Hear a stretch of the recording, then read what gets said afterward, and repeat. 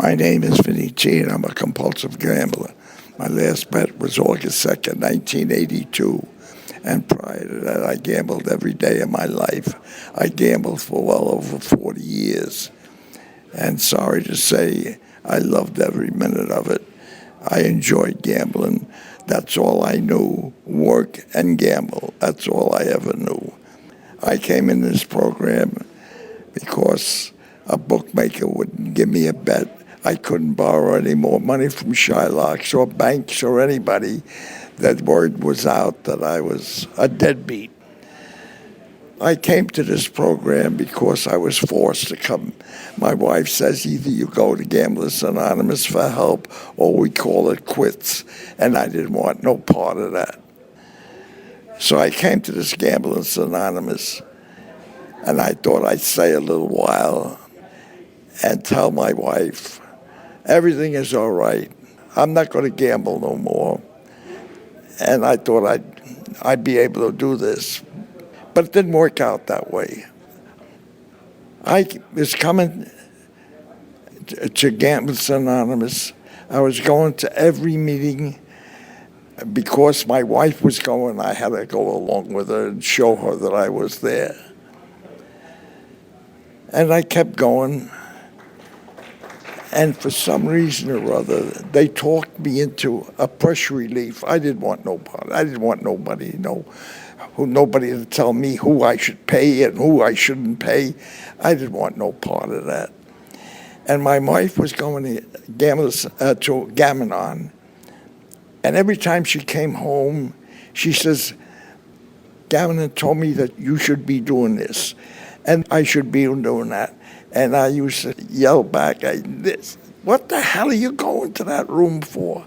They're poisoning your mind. You don't want to go there. But she kept going. And then she got in touch with some of the men in Gamblers Anonymous, and they got a hold of me. And they said, your wife tells us that you're not giving her the check. And I says, that's right. And he says, you got to give her the check. So I finally gave in, and I started giving her the check. And she was putting money away. And it was going deeper and deeper. And money to me only meant chips to play with. Money never meant anything else to me, just so I could gamble. All I wanted to do was break it out even every day so I could have some more money to gamble with tomorrow. And that's all I looked forward to. And I was doing this. And I was losing and losing. And finally, I came to Gamblers Anonymous. When I came in here, my wife was great on envelopes, putting money away into the envelopes. And I never did that. I used to give her just X amount of dollars out of my paycheck, and the rest was for gambling. And who was I supporting? I was supporting the bookmakers, the Shylocks, the banks, the tracks. That's all I was supporting. Never did I say to my wife, here's an extra $1, here's an extra $10, go buy yourself a new dress. Kids for the shoes, I never gave her extra money for kids for shoes or clothes. My wife was working, and I guess she was buying the kids' clothes. As long as I was able to gamble, I was happy. Before Atlantic City opened up, I used to go to Vegas, Tahoe. I gambled in Reno. I didn't go every week. I maybe once, twice a year. That's all I ever went. But when Atlantic City opened up, I was going there 2 and 3 times a month with everybody else's money and my money, but mostly everybody else's money. I was taking illegal numbers, and I was doing pretty good with that. I was doing over $1,000 a week. And $300 was mine. 30% of that was mine. and I'd piss it away. I'd even, when the bookmaker had to get his 700 or 800, whatever it was, I didn't have it. Atlantic City had it. Shylock's had it. The bookmakers, whoever I was gambling with, they had it. And my son, my oldest son, he went to Arizona, and I don't even remember saying goodbye to him. But when I came into this program in 1982, my son was already out in Arizona. I think he left in either late 79 or early 80, I don't remember. But anyway, I came into the program in 1982, and I was going to meetings, and my wife would be talking to my son every Sunday. And I'd be sitting there with my head between my legs, hoping that he'd ask for me, see for how I'm doing. It never happened. I brought it into the room, and a guy says, "Why don't you write him a letter?" I says, "Holy God, why the hell didn't I think of that?" So I wrote him a letter. No response. And I started to make excuses. It got lost in the mail. I had the wrong address. All kinds of excuses. And I brought it back into the room, and the same guy said to me, "Write him another letter." I wrote him another letter. No response. In the meantime, he was talking to his mother every Sunday. And I says, well, I guess he doesn't want to have nothing to do with me anymore. If this is the way he wants it, this is the way it's got to be.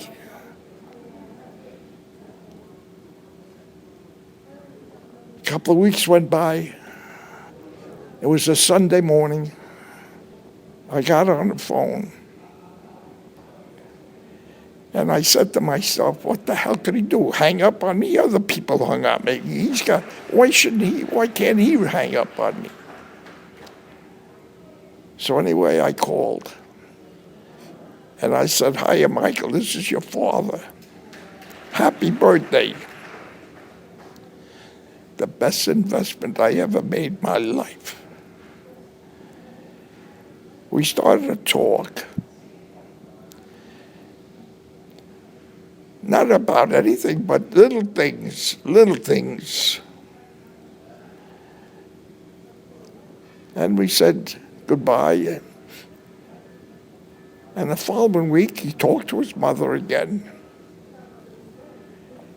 And I says, I'd like to talk to him. So I got back on the phone. We chatted a little bit more. And said goodbye. And every Sunday, for the last couple of weeks, that's what we were doing. So this one Sunday, he says, let me talk to him. Didn't call me by name. Didn't call me Dad. Let me talk to him. I got on the phone. We chatted a little bit. And he said to me, "When the hell are you coming out here?" And I said, holy shit. He's asking me to come out there. And I hollered on the phone, "Next week." We made the next day. We got onto the telephone, called the airline, and my wife and I went out there. We stayed 2 weeks. We had a good time. Never talked about gambling. Never talked about what was happened before. We went out to dinner, went golfing. He took us around Arizona, took us all over.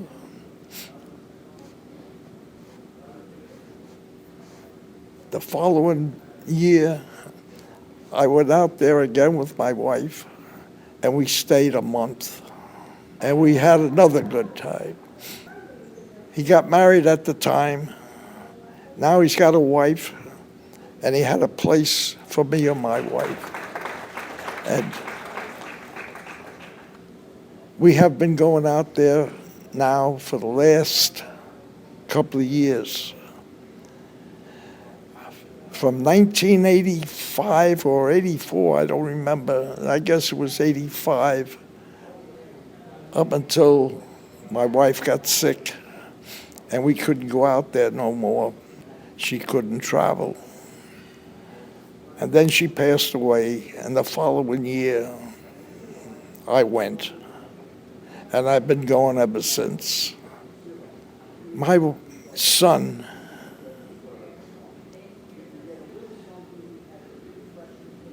he wrote me a letter one time on Father's Day. And it was the 19 years that he called me Dad. I couldn't believe it. Because when we were going out, he was always calling me by my nickname. Now he calls me Dad. Why? Because of this program. This program is the most wonderful thing that ever occurred to me in my life. When I got caught gambling again, after remortgaging my house, I didn't give a damn whether I lived or died. Because I knew I was nothing else but a scumbag when I was gambling. Today, I'm a human being. I go to meetings, and I go to 3 and 4 or 5 meetings a week. But I know I have to make at least 2 or 3 because I know what I'm capable of doing. I always have to remind myself where I was and where I am today. This is what I live for. I have grandchildren today. I have daughter-in-laws today. And I have my 2 sons and my wife back home. There's nothing I will not do for this program. I survive, and what I got into this program, it's time for me to give back. What I received from this program, I want to give it to other people because it brought me back my family. It brought me back all the good things that I should have been having all these years. And it's the best. I'm in this program now 30 years. And it's the best 30 years of my life. Since then, my wife passed away in 2011. And I miss her so. She's the one that kept this family together. Without her, I wouldn't be here where I am today. But we're surviving. I'm doing the best I can. And I keep going to meetings. And I talk to people. Try to help them as much as I can. I'm 90 years old today. I get around with 2 canes. People help me. People in the program. They take care of me. And they take me to meetings. They take me to mini conferences. Wherever there's some activity going with Gambling Anonymous, I'm there. Thank you for listening, and I'll be back.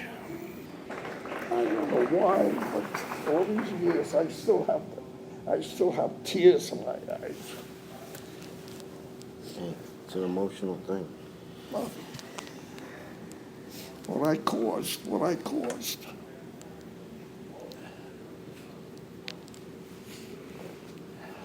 I have a question or two. Go ahead. Tell us what it was like that very first meeting that you went to. The first meeting I went to, I wasn't crazy about it. I just didn't want a whole part of it. I just wanted to get out of there because I did not expect the help from these people than what I got. I never expected it. But my wife kept pushing, you gotta go, otherwise we'd call it quits. And I didn't want to lose my family. And this is why I say, if it wasn't for her, this would never be possible. So when you went into that first meeting, what was it like? What did they tell you? I listened, and that first guy that spoke, and I listened to him, and he said things that I've done, and I say to myself, holy shit, there can't be two of us like this. And then, after he finished his therapy, they clapped for him. And I says, what the hell are they clapping for him? He's a scumbag like me. Then the next guy that got up, and he spoke, and I related to him. And when I listened to him, I says, this has got to be a setup. There can't be three of us like this. And as the night went by, I related to every one of them. Every one of them I related to. And I said to myself, I started to feel good about, inside of me, I started to feel good. Not because that these guys that were in trouble like me. I was happy to find out that I wasn't the only loser in the world. There were other people like me. And this is when I started to realize that it's not only me. And then I thought they start telling me, this is a sickness. This is a sickness. And I didn't believe it was an illness. I believed it because I wanted to gamble, but I couldn't stop. That's when I realized it was a sickness. And how old were you when you first went into GA? I was 60 years old when I came into this program, and I didn't want nobody telling me what to do. They were all younger than me. And these whippersnappers are telling me what I should be doing. And the longer I went into those rooms, the more I listened, the more I found out that these young whippersnappers knew a hell of a lot more about life than I did because they were in the program much longer than I was. And I started to listen. And this is what brought me around. And when you were gambling, what were some of the things that you did that had an impact on your family's life? I was never home. On weekends, I'd come home, take a shower, inhale my dinner, and off I went. To the crap games, to the card games, to the tracks, wherever I wanted to go. And I wouldn't come back until Sunday night. I was away the whole weekend. Weekend after weekend. And this is the way I led. Why my wife ever stuck with me is beyond me. But she must have knew there was something there. And when it came out, she was the happiest woman in the world. And tell us about how you remortgaged the house. When I went, I told my wife that we're in trouble. And all of a sudden she yelled out, what the hell are you talking about, we? It was never we before. It was always you. Now it's we. She asked me how much I was in hock for. And I gave her a ridiculous number. So I says, the only way we get out of this mess is we got to remortgage the house. She didn't want no part of that. For a whole week, I was asking her, please, please. I never begged for anything in my life. Either I bought something or I stole it, but I never begged for nothing. And here I am begging my wife to sign a piece of paper so I could remortgage my house. I don't know what I said that Sunday night that changed her mind. And I don't care what I said, but she did change her mind, and we went to remortgage the house. When we went there, the guy says to me, he welcomed and he says, what can I do for you? And I says, we'd like to remortgage the house. So he put us at a table and started talking, pulled my file down, and he looked at it, and he says, if you pay the rest of the mortgage, we'll lend you as much as you want. I says, what in the hell do I want to remortgage, pay this mortgage off? I got it under the GI Bill. I'm paying 5.5 or 5.75. I don't remember what it was. And it says, it's the only way we can lend it to you. You got to pay off this mortgage, then we lend you. I says to the guy, I didn't say to him, my wife says to him, what's the rate? I knew the rate was high. So the guy said 15%. I thought she was going to go through the ceiling. I thought she was going to kill the whole deal, but she didn't. I didn't care if they charged me 20%. Give me the goddamn money. That's all I wanted. And sure enough, we went through with it. We signed papers. I didn't know what the hell I was signing. And before that, he asked me how much I wanted. And I had everything down on a piece of paper. I knew exactly who I owed, how much I needed. So I gave him the number, and my wife looked at me like she was going to kill it again. And I just put my finger to my lips, and I said, let it be. When we went outside in White Plains on American Avenue, people were walking up and down. It was like 42nd Street. And I knew she was going to hit me. Why did I ask for so much money?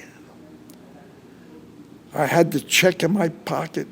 I didn't care what I said, but I told her the truth. I says, because I lied again. But when we get home, I'll show you everybody I owe money to. We went home and I showed her the whole list. And it was right on the button. She was making out checks to credit cards, banks, and I was out in the street paying off the bookmakers, the Shylocks, and the people that I owed money to. It wasn't 2 days later, on a weekend, a Saturday, Notre Dame is playing Michigan. Never did I watch a ball game without a bet, never. And I said to myself, what in the hell is a 10-time bet? What's the most I can lose, $55? Who the hell is going to know about $55? I made that bet. I lost it. I chased that $55 for 7 months until I was right back in the soup, plus. And when she found out about it, all hell broke loose. And that week, or 2 weeks later, whatever it was, that's when she came home and said, there's help for you out there. Here's a telephone number. I didn't want no telephone number. I didn't want to let nobody know what the hell I did. But anyway, I finally made that phone call, and this gentleman that I cursed out over the phone, He gave us the address. We went to the pagoda to a meeting, and this is how it all started. And I'm very grateful for what happened after that. Everything came into place, and this is why I'm here today. Tell us about your relationship with your son when you were gambling. When I was gambling, my sons, both of them knew what I was doing, and I wasn't paying attention to them. They stopped calling me dad when they were in their young teens, and I didn't care, for the simple reason the less I had to do with them, the better off I could do whatever the hell I wanted to do, and that's what was occurring. My oldest son was working for the DA's office, and I was working as a part-time bartender in one of the restaurants in my town. And somebody in the kitchen was selling drugs, and that's who they were after. But I had the phone. I was by the bar, and around 6 o'clock, I'd make my bets, and they were tapping it. They weren't looking for me. They were looking for the guy that was selling the drugs.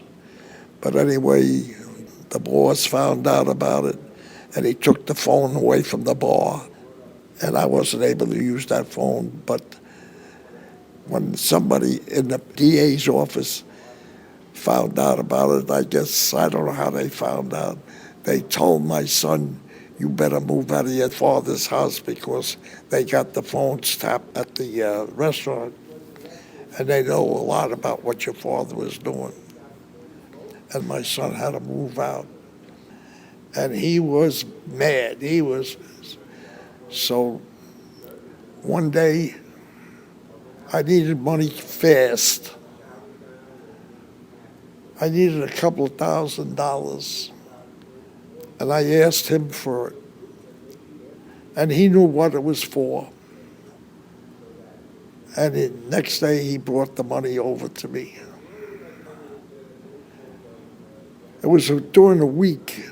This weekend, it was a Saturday, I was on the phone with the bookmakers, and he walked into the house, and I didn't hear him come in, and he heard me talking to the bookmakers and making bets. And he turned around and he said, you son of a bitch, you just borrowed X amount of dollars on me, and you're still gambling. You paid them off, now you're back in action. And we cursed each other. We almost came to blows. And I said to him, you'll have your goddamn money tomorrow. And sure enough, I went to Shylock's. I went to a couple of Shylock's, got money, and gave him what I borrowed. And that's where it all started, that he wasn't talking to me and I wasn't talking to him. And then he went to Arizona. And like I said, I don't even remember saying goodbye to him. And this is the relationship we had until I got into the program, and it took a little time. It took almost a year before we start talking again. And it's all due to this program. And so you've been in the program 30 years. How would you compare that? You're 90 years old now. How would you compare that over your life? There is no comparison. It's the best 30 years I had in my life. I was married to my wife 63 years before she passed away. And out of the 63 years, 30 years were good times. We were human. We talked to each other. We talked about what's going on in the family. We talked about our kids, our grandkids. went to parties together, went to weddings together, went to wakes together.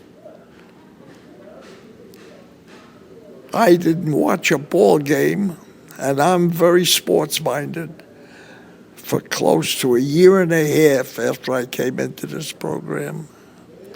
On weekends, where all the action was, my wife and I would go Statue of Liberty. I never stopped at the Statue of Liberty.